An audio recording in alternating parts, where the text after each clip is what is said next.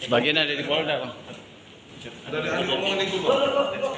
RA, warga Jalan Depo Kecamatan Kertapati Palembang, kini harus berurusan dengan polisi dari Polrestabes Palembang.